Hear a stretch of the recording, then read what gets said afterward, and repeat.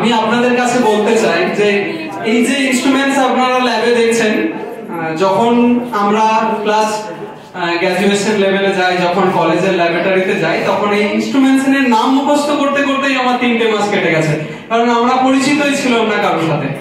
তো সেই ব্যবস্থাপনা রেখেছে আমাদের এই ইনস্টিটিউশন ছেলেদের মাঝখানে, কারণ শিক্ষা চেতনা বিপ্লব সবই একটা সুতোর মধ্যে বাঁধা।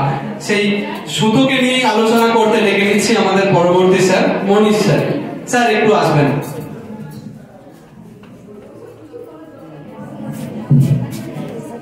ধন্যবাদ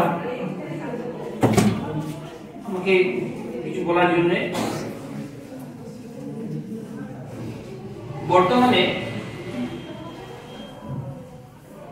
শিক্ষক যে ব্যবস্থা আছে সেখানে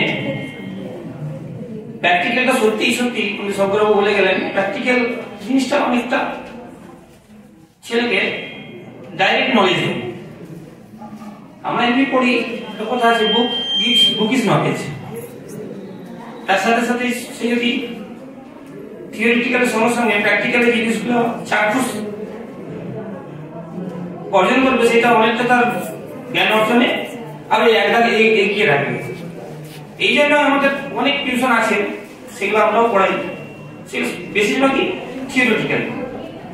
কিন্তু এখানে এদের পরিকাঠামো থেকে দেখলাম থিওরিটির সঙ্গে সঙ্গে এরা প্র্যাকটিক্যাল উপরে জোর দিয়েছে, এটা খুব একদিকে ভালো। আর এরা আস্তে আস্তে আরো এগিয়ে যাক, এর শুভকামনা করি আমাদের বক্তব্য শেষ করি।